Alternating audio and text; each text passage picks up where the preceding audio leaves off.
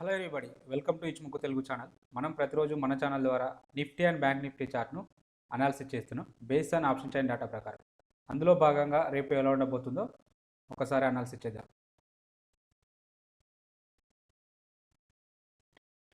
Nifty యొక్క option chain డేటాలోకి వెళ్ళే ముందు నిఫ్టీ చార్ట్ను ఇంట్రాడే పర్పస్లో అనాలిసిస్ చేసినట్టయితే ఒకసారి మన 1 సెకండ్ నిన్నటి సిపిఆర్ తోటి పోల్చుకున్నప్పుడు ఈరోజు సిపిఆర్ అనేది హయ్యర్ వాల్యూ సిపిఆర్ అయితే ఫామ్ అవ్వడం జరిగింది. కానీ ప్రైజెస్ అనేవి ఎక్కడ ఓపెన్ అయింది? సిపిఆర్ కింద ఓపెన్ అయింది. సిపిఆర్ కింద ఓపెన్ అయినప్పుడు మనం పుల్ బ్యాక్ కోసం వెయిట్ చేయాలి. పుల్ బ్యాక్ కోసం ఎక్కడ వెయిట్ చేయాలి? ఐదర్ సిపిఆర్ దగ్గర పుల్ బ్యాక్ కోసం వెయిట్ చేయాలి, లేదంటే ఇంకెక్కడైనా ఈ S1 కింద ఓపెన్ అయితే S1 దగ్గర పుల్ బ్యాక్ కోసం వెయిట్ చేయాలి.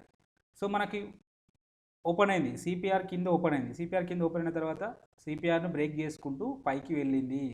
సో ఇక్కడ పుల్ బ్యాక్ కోసం చూడాల్సిన అవసరం ఏమీ లేదు. సో మళ్ళీ సిపిఆర్ను బ్రేక్ చేసుకుంటూ డౌన్ సైడ్ వచ్చేసింది, మళ్ళీ అప్ సైడ్.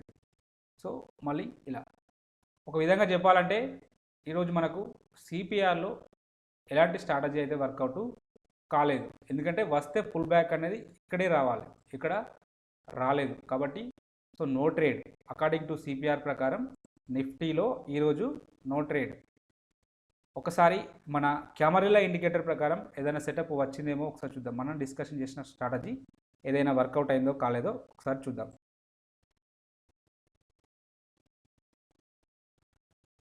అకార్డింగ్ టు కెమెరాల ఇండికేటర్ ప్రకారం ప్రైజెస్ అనేవి L3 అండ్ L4 మధ్యలో ఓపెన్ కావడం జరిగింది. L3 L4 మధ్యలో ఓపెన్ అయినప్పుడు మనం ఎలాంటి ట్రేడ్ కోసం చూడాలని చెప్పినా ఎక్కువ శాతం 80% డౌన్ సైడ్ బ్రేక్అవుట్ కోసం చూడాలి, L4 బ్రేక్అవుట్ కోసం చూడాలి. సో L4 బ్రేక్అవుట్ కాలేదు. సో ఎట్ సైడ్ వెళ్ళింది, L3ని బ్రేక్ చేసుకుంటూ అప్ సైడ్ అయితే వెళ్ళడం జరిగింది. సో మీరు ఒకవేళ అగ్రెసివ్ ట్రేడర్ అయితే మళ్ళా H3 దగ్గర రివర్సల్ ట్రేడు లభిస్తుంది. H3 దగ్గర రివర్సల్ ట్రేడు లభించింది. ఇక్కడ మనం షార్ట్ చేస్తే ఇది మీ యొక్క స్టాప్ లాసు, మీ యొక్క టార్గెట్ ఇది అవుతుంది. సో ఇక్కడ మాత్రమే మనకు సెటప్ లభించింది. ఇది కూడా ఓన్లీ అగ్రెసివ్ ట్రేడర్స్కి మాత్రమే. సో ఎప్పుడు కానీ H3 దగ్గర కానీ H3 దగ్గర సెల్ చేయాలి, L3 దగ్గర బై చేయాలి. సరే ఓకే, ఇక్కడ L3 పైన మనం బై చేయాలంటే మన యొక్క స్టాప్ లాస్ ఇదవుతుంది, రిస్క్ అనేది ఇదే అవుతుంది. అందుకే ఇక్కడ బయింగ్ అనేది నాట్ ప్రిఫరబుల్. అంటే మనం ఫస్ట్ 15 మినిట్స్ వరకు ఎలాంటి ట్రేడ్ తీసుకోము కాబట్టి 15 మినిట్స్ తర్వాత ఇక్కడ బై చేస్తే మన యొక్క టార్గెట్ ఇంతే అవుతుంది. కాబట్టి ఈ సందర్భంలో మనం బై చేయము. ఎప్పుడైతే H3కి రివర్స్ అవుతుందో ఇక్కడ బై చేస్తాము, ఇది మన యొక్క స్టాప్ లాస్ అవుతుంది, మన యొక్క టార్గెట్ అయితే ఇది అవుతుంది. సో ఇది కూడా అగ్రెసివే. ఓకే, సో ఎక్కువ శాతం అయితే ఈ L4 బ్రేక్అవుట్ కోసమే చూడాలి ఇలాంటి సందర్భంలో. అంటే L3 L4 మధ్యలో ఓపెన్ అయినప్పుడు L4 బ్రేక్అవుట్ కోసమే మనం చూడాలి. సో అలా జరగలేదు. ఎనీహౌ ఇది స్మాల్ ప్రాఫిట్ కోసం మాత్రమే ఈ ట్రేడ్స్ను మనం ఎగ్జిక్యూట్ చేసుకోవాలి. ఎనీహౌ ఈరోజు నిఫ్టీలో పెద్దగా అంటే ట్రేడింగ్ ఆపర్చునిటీస్ అయితే ఏం రాలేదు. అంటే అకార్డింగ్ టు సిపిఆర్ ప్రకారం అయితే మొత్తానికే రాలేదు. కెమెరాల ప్రకారం లో రివార్డ్ ట్రేడ్ అయితే రావడం జరిగింది.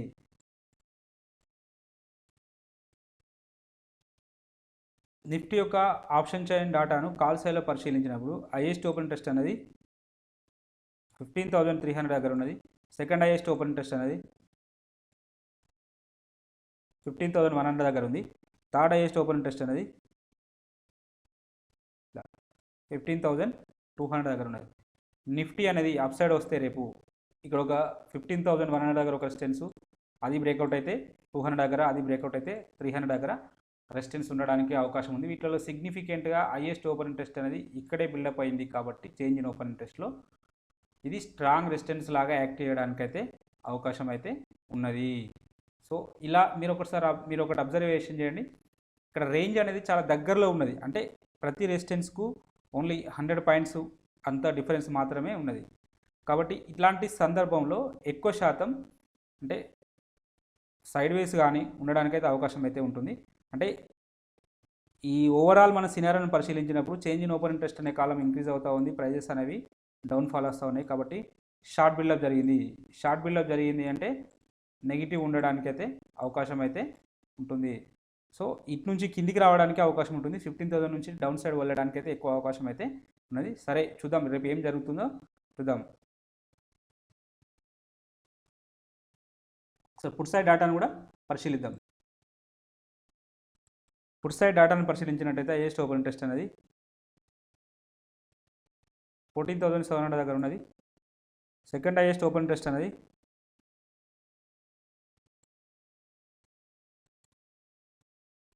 14,900 దగ్గర ఉన్నది. థర్డ్ హైయెస్ట్ ఓపెన్ ఇంట్రెస్ట్ అనేది 14,500 దగ్గర ఉంది.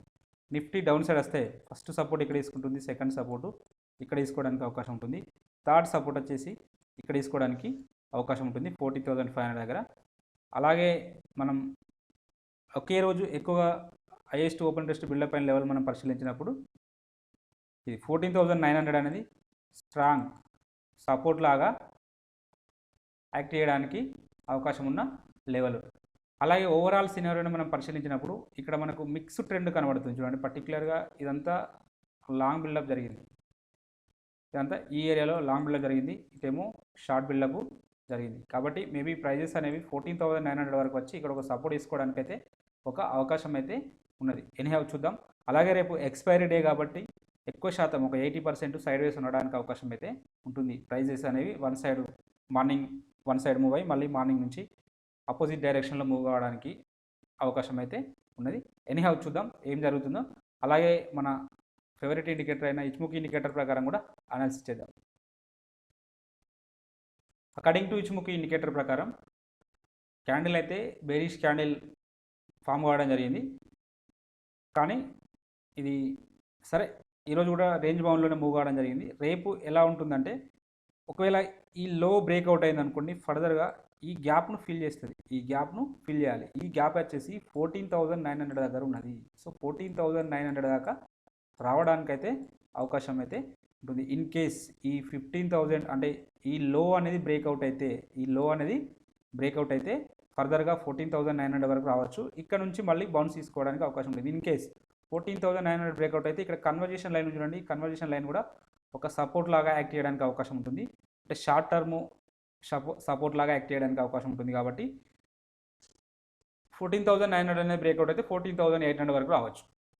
ఒకవేళ అది బ్రేక్అవుట్ అయితే ఫర్దర్గా 14,700 అనేది ఈ మూడు లెవెల్స్ అంటే 14,900, 800 అలాగే 700 డౌన్ సైడ్లో ఒకవేళ లెవెల్స్ బ్రేక్అవుట్ అయితే, ఒకవేళ అప్ సైడ్ వెళ్ళింది అనుకోండి, ఇక్కడే సస్టైన్ అయితే ఈ లెవెల్ అంటే దీనిపైనే సస్టైన్ అయితే మాత్రం ఫర్దర్గా 15,300 వరకు వెళ్ళడానికి అయితే అవకాశం అయితే ఉంటుంది.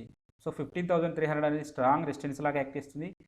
14,900 అనేది స్ట్రాంగ్ సపోర్ట్ లాగా యాక్ట్ చేయడానికి అవకాశం ఉన్న లెవెల్. కాబట్టి ఈ రెండు లెవెల్స్ను మీరు చూడండి, ప్రైజెస్ అనేవి ఎక్కడ మూవ్ అవుతున్నాయి అనే దాన్ని బట్టే మనం డిసిషన్ తీసుకోవాల్సిన అవసరం అయితే ఉంటుంది. అలాగే ఒకసారి అవర్లీలో కూడా చూద్దాం.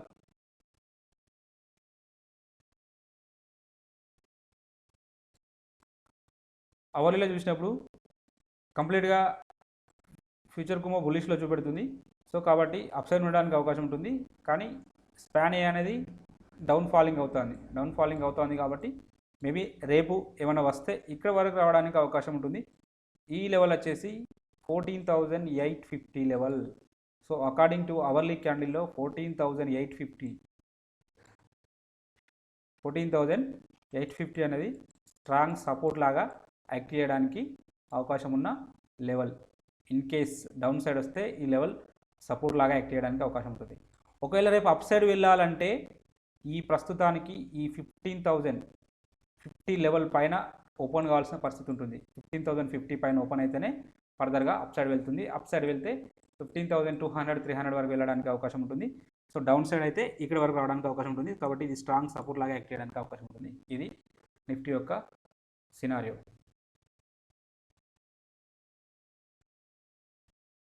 బ్యాంక్ నిఫ్టీ ఆప్షన్స్ అండ్ ఆటోలోకి వెళ్ళే ముందు బ్యాంక్ నిఫ్టీ చార్ట్ను ఇంటర్డే పర్పస్లో రివ్యూ చేద్దాం. So according to CPR indicator ప్రకారం నిన్నటి సిపిఆర్తో పోల్చుకున్నప్పుడు ఈరోజు హయ్యర్ వాల్యూ సిపిఆర్ అయితే ఏర్పడడం జరిగింది. హయ్యర్ వాల్యూ సిపిఆర్ ఫామ్ అయినప్పుడు మన వ్యూ బుల్లిష్ ఉంటుంది. కానీ ప్రైజెస్ అనేవి ఎక్కడ ఓపెన్ అయినాయి? ఫస్ట్ క్యాండిల్ చూడండి, సిపిఆర్ కింద ఓపెన్ అయింది. సిపిఆర్ కింద ఓపెన్ అయినప్పుడు మన స్ట్రాటజీలో డిస్కషన్ చేసుకున్నట్టు పుల్ బ్యాక్ కోసం సిపిఆర్ దగ్గర పుల్ బ్యాక్ కానీ లేదా ఒకవేళ ప్రైజెస్ ఎక్కడ ఓపెన్ అయింది అనేది ఇంపార్టెంట్, గుర్తుపెట్టుకోండి. సిపిఆర్లో చాలా ఇంపార్టెంట్, ప్రైజెస్ అనేవి ఏ రీజియన్లో ఓపెన్ అవుతున్నాయి, ఎక్కడ వరకు పోతున్నాయి, అదే ఇంపార్టెంట్.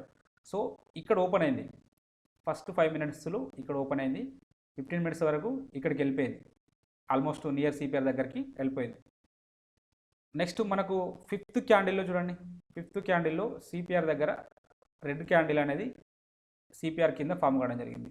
సో మన యొక్క ఎంట్రీ ఇదవుతుంది, ఇది ఎంట్రీ ఇదవుతుంది. సో మన యొక్క స్టాప్ లాస్ ఏదవుతుంది, మన యొక్క స్టాప్ లాసు సిపిఆర్కు పైన లేదా ఈ సిపిఆర్కును ఈ రెండింటికి మధ్యలో ఉండే ఈ మిడ్ పాయింట్ అయినా పెట్టుకుంటాం. అది మీ యొక్క రిస్క్ను బట్టి మీరు డిసైడ్ చేసుకుంటారు. అంటే ఎంట్రీ ఇదవుతుంది, స్టాప్ లాస్ ఇదవుతుంది, లేదంటే ఇదవుతుంది, మీ ఇష్టం. ఒకవేళ మీరు ఇది స్టాప్ లాస్ పెట్టుకున్నట్టయితే ఈజీగా 1:2 అనేది అచీవ్ అయింది కదా. మనం నెక్స్ట్ టార్గెట్ ఏమనుకున్నాం, ఒకవేళ సిపిఆర్ దగ్గర రిజెక్ట్ అయితే, ఎక్కువ శాతం సిపిఆర్ దగ్గర రిజెక్ట్ అయితే, అంటే మనం డౌన్ సైడ్ మాట్లాడుకున్నప్పుడు ప్రీవియస్ డే లో కానీ S1 కానీ మన యొక్క టార్గెట్ అవుతుంది. చూడండి అచీవ్ అయింది కదా, మోర్ దెన్ 1:2 అయితే రావడం జరిగింది. ఒకవేళ ఈవెన్ మీరు ఈ స్టాప్ లాస్ పెట్టుకున్నప్పటికీ కూడా 1:1.5 అయితే రావడం జరిగింది. సో ఇంకా మీరు వెయిట్ చేస్తే 1:2 అయితే రావడం కూడా జరిగింది. సో ఇలా ఇక్కడ మీ యొక్క entry point, stop loss, target, simple. మళ్ళీ మనం ఇప్పుడు ఆల్రెడీ 1 ట్రేడ్ అయిపోయింది. ఇక్కడ మనం నారో సిపిఆర్ వచ్చినప్పుడు ఈ S1 బ్రేక్అవుట్ అయినా కూడా ప్రీవియస్ డే లో కూడా బ్రేక్అవుట్ అయినా మనం ట్రేడ్ తీసుకోమని చెప్పినాం. కానీ ఆల్రెడీ ఒక ట్రేడ్ అయితే తీసుకున్నాం కదా ఇక్కడ. సో ఇక్కడ తీసుకోకపోవడమే ఉత్తమం. సరే తీసుకుంటే ఎక్కడ తీసుకోవాలి, ఇక్కడ తీసుకోవాలి, ఈ క్యాండిల్ తర్వాత తీసుకోవాలి. ఈ క్యాండిల్ యొక్క లోకు కొంచెం బఫర్ అయితే పెట్టుకుంటాం కదా. ఇప్పుడు 32,000, ఇది ఆల్మోస్ట్ 33,650 దగ్గర ఉన్నది కాబట్టి అట్లీస్ట్ ఒక 10 పాయింట్స్ అయితే బఫర్ పెట్టుకుంటాం. మనం 10 పాయింట్స్ బఫర్ పెట్టుకున్నప్పుడు ఇక్కడ మనకు ట్రేడ్ అనేది ఎగ్జిక్యూటివ్ కాలేదు. చూడండి దీని లో కింద ట్రేడ్ అనేది ఎగ్జిక్యూటివ్ కాలేదు. ఒకవేళ ఇన్ కేస్ ఈ లో అనేది ఎగ్జిక్యూట్ అయితే మన యొక్క టార్గెట్ S2 వరకు వెళ్ళేది. సో ఇక్కడ ట్రేడ్ అనేది ఎగ్జిక్యూటివ్ కాలేదు. సో కాబట్టి మనం అవాయిడ్, మళ్ళీ ఈ సందర్భంలో ట్రేడ్ అనేది అవాయిడ్ చేసుకుంటాం. సో నారో సిపిఆర్ వచ్చినప్పుడు S1ను ప్రీవియస్ డే లో బ్రేక్అవుట్ అయితే ట్రేడ్ తీసుకోవచ్చు అని మీరు బ్రేక్అవుట్ స్ట్రాటజీలో చెప్పినాం కరెక్టే. కానీ అది ఫస్ట్ వస్తే బాగుంటుంది. సరే ఓకే, మధ్యలో వచ్చినా కూడా మనకు కొంచెం బఫర్ అయితే ఉంటుంది డెఫినెట్గా. కనీసం మినిమం ఒక 5 పాయింట్స్ లేదా 10 యాక్చువల్గా 0.5% పెట్టుకోవాలి, 15 పాయింట్స్ బఫర్ పెట్టుకోవాలి. 15 పాయింట్స్ బఫర్ పెట్టుకున్నప్పుడు బ్యాంక్ నిఫ్టీలో ఇక్కడ ట్రేడ్ అనేది ఎగ్జిక్యూట్ కాలేదు కాబట్టి మనం ఈ ట్రేడ్ అయితే తీసుకోవద్దు. సో మళ్ళీ అప్ సైడ్ వెళ్ళినా ఇక్కడ వరకు అయితే వెళ్ళలేదు. సో ఇలా బ్యాంక్ నిఫ్టీలో కూడా మనకు ఒక ఆపర్చునిటీ అయితే రావడం జరిగింది. వేరేజ్ నిఫ్టీలో సిపిఆర్ ఆపర్చునిటీ రాలేదు, కానీ క్యామరిల్లా ఆపర్చునిటీ అయితే రావడం జరిగింది. అలాగే బ్యాంక్ నిఫ్టీలో కూడా ఒకసారి క్యామరిల్లా సెటప్ని ఒకసారి చూద్దాం. బ్యాంక్ నిఫ్టీలో పరిశీలించినట్టయితే ఓపెన్ అవుట్ ఎక్కడ ఓపెన్ అయింది, L3 L4 మధ్యలో ఓపెన్ అయింది. L3 L4 మధ్యలో ఓపెన్ అయినప్పుడు మనం ఏమనుకున్నాం, ఎక్కువ శాతం ఎటు సైడు L4 బ్రేక్అవుట్ కోసం వెయిట్ చేయాలి. L4 బ్రేక్అవుట్ రాలేదు, ఫస్ట్ 15 minutes లోపల రాలేదు. సో L3 బ్రేక్అవుట్ అయింది, అప్ సైడ్ బ్రేక్అవుట్ అయింది. అప్ సైడ్ బ్రేక్అవుట్ అయినప్పుడు మీకు రివార్డ్ అనేది తక్కువ వస్తుందని చెప్పి మనం స్ట్రాటజీలో డిస్కషన్ చేసినాం. కావాలంటే వెళ్ళి చూడండి, అక్కడ రివార్డ్ తక్కువ ఉంటుందని చెప్పి మనం డిస్కషన్ చేసినాం. సో కాబట్టి ఇక్కడ మనం ట్రేడ్ తీసుకుంటే మనకు రివార్డ్ యాక్చువల్లీ ఇక్కడ రాలేదు. సో స్టాప్ లాస్ హిట్ కావడానికి అయితే అవకాశం అయితే ఉన్నది. సో ఒక విధంగా చెప్పాలంటే క్యామరిల్లో సెటప్లో రాలేదు. ఒకవేళ ఇక్కడ బ్రేక్అవుట్ అయింది, ఈ టైంలో బ్రేక్అవుట్ అయింది, 10:30 ఆ ప్రాంతంలో బ్రేక్అవుట్ అయింది, దీనికి బఫర్ అయితే ఉంటుంది కదా. సేమ్ ఇందాక మనం డిస్కషన్ చేసుకున్న అదే S1ను ప్రీవియస్ డేలో సేమ్ ఇదే క్యాండిల్ కాబట్టి ఇక్కడ బఫర్ ఏమీ లేదు. కాబట్టి ఇక్కడ కూడా ట్రేడ్ ఎగ్జిక్యూటివ్ కాలేదు. అకార్డింగ్ టు క్యామరిల్లా ప్రకారం నో ట్రేడ్. సిపిఆర్ ప్రకారం ఇక్కడ వచ్చింది, క్యామరిల్లా ప్రకారం నిఫ్టీలో రావడం జరిగింది. ఇలా మనం ఓన్లీ ఈ రెండు ఇండికేటర్లు యూజ్ చేయండి, డెఫినెట్గా ఎక్కువ అంటే ఏదో ఒక సెటప్ అయితే వర్క్ అవ్వడానికి అవకాశం ఉంటుంది. ఇంకా సప్లై డిమాండ్ కూడా వర్క్ చేసుకున్నట్టయితే సప్లై డిమాండ్ ట్రేడ్స్ కూడా వర్క్ అవ్వడానికి అయితే అవకాశం అయితే ఉన్నది. సో ఇక్కడ సరే ఆ సప్లై డిమాండ్ తర్వాత మనం డిస్కషన్ చేద్దాంలేండి, వీడియో లెంతీ అవుతుంది. ఎనీహౌ బ్యాంక్ నిఫ్టీ యొక్క ఆప్షన్ చార్ట్ డేటాలోకి వెళ్ళిపోదాం. బ్యాంక్ నిఫ్టీ యొక్క ఆప్షన్ చార్ట్ డేటాను చూసినప్పుడు పరిశీలించినప్పుడు కాల్ సైడ్లో హైయెస్ట్ ఓపెన్ ఇంట్రెస్ట్ అనేది 34,000 దగ్గర బిల్డప్ కావడం జరిగింది. సెకండ్ హైయెస్ట్ ఓపెన్ ఇంట్రెస్ట్ అనేది 34,500 దగ్గర బిల్డప్ కావడం జరిగింది. థర్డ్ హైయెస్ట్ ఓపెన్ ఇంట్రెస్ట్ అనేది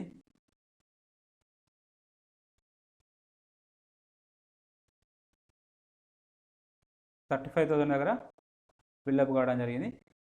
సో బ్యాంక్ నిఫ్టీ అనేది అప్ సైడ్ వస్తే ఫస్ట్ రెసిస్టెన్స్ 34,000 దగ్గర, సెకండ్ రెసిస్టెన్స్ 34,500 దగ్గర, థర్డ్ రెసిస్టెన్స్ 35,000 దగ్గర ఉండడానికి అవకాశం ఉంటుంది. వీటిలో సిగ్నిఫికెంట్గా ఒకే రోజు ఎక్కువ ఓపెన్ ఇంట్రెస్ట్ బిల్డప్ అయిన లెవెల్ వచ్చేసి 34,000. కాబట్టి ఇది స్ట్రాంగ్ రెసిస్టెన్స్ లాగా యాక్ట్ చేయడానికి అవకాశం ఉన్న లెవెల్ ఇది. అలాగే ఓవరాల్ సినారియోని మనం పరిశీలించినప్పుడు చేంజ్ ఇన్ ఓపెన్ ఇంట్రెస్ట్ అనే కాలం ఇంక్రీజ్ అవుతూ ఉంది, ప్రైజెస్ అనేవి డౌన్ఫాల్ వస్తూ ఉన్నాయి. కాబట్టి షార్ట్ బిల్డప్ జరిగింది కాల్ సైడ్లో అంటే నెగిటివ్. బ్యాంక్ నిఫ్టీ రేపు డౌన్ సైడ్ కంటిన్యూ కావడానికి అవకాశం అయితే ఉన్నది.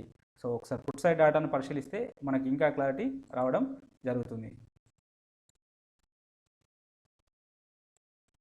పుట్ సైడ్లో బ్యాంక్ నిఫ్టీలో హైయెస్ట్ ఓపెన్ ఇంట్రెస్ట్ ఇక్కడ ఉన్నది, 33,000 దగ్గర ఉన్నది. సెకండ్ హైయెస్ట్ ఓపెన్ ఇంట్రెస్ట్ అనేది ఇక్కడ ఉన్నది. థర్డ్ హైయెస్ట్ ఓపెన్ ఇంట్రెస్ట్ అనేది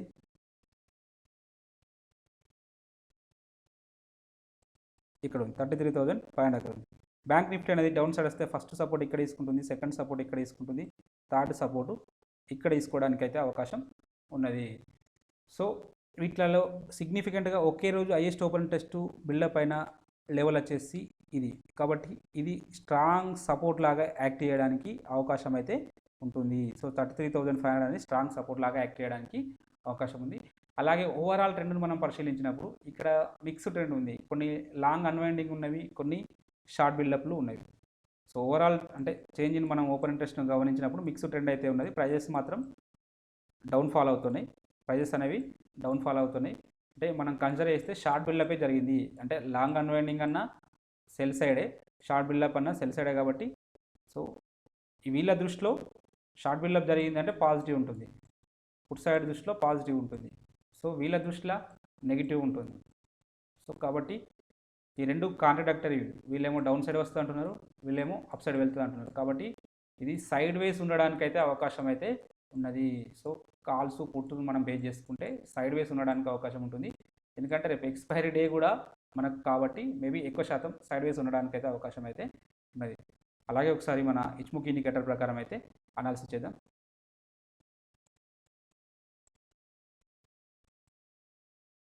అకార్డింగ్ టు ఇచ్ముఖి ఇండికేటర్ ప్రకారం క్యాండిల్ అనేది అయితే డోజీ టైప్లో ఇన్వర్టెడ్ హ్యామర్లో ఫామ్ కావడం జరిగింది.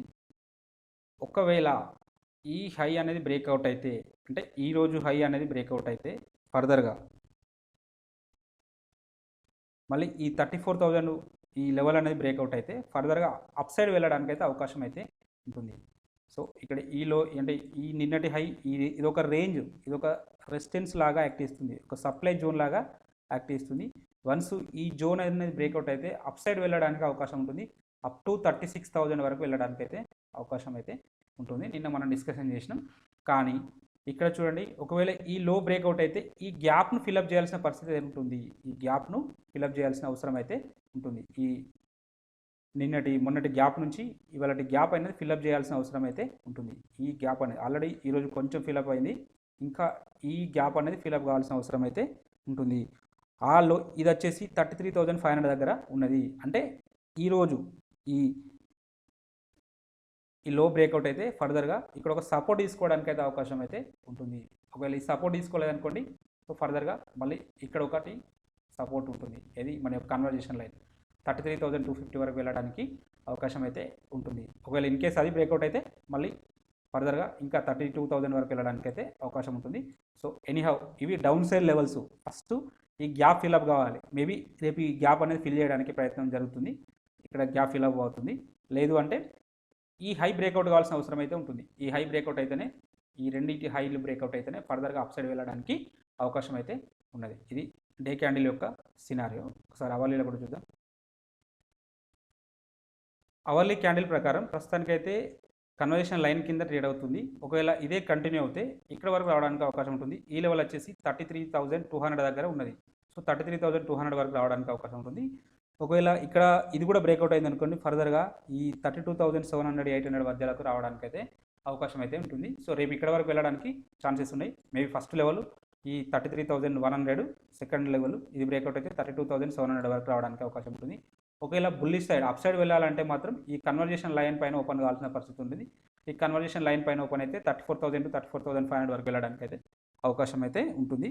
సో ఎనీహౌ రేపు ఎక్స్పైరీ డే కాబట్టి ఎక్కువ శాతం సైడ్ వేస్ ఉండడానికి అవకాశం ఉంటుంది. స్ట్రిక్ట్గా స్టాప్ లాస్ని మెయింటైన్ చేసుకుంటూ ట్రేడ్ చేసుకోవాల్సిన అవసరం ఎంతైనా ఉన్నది.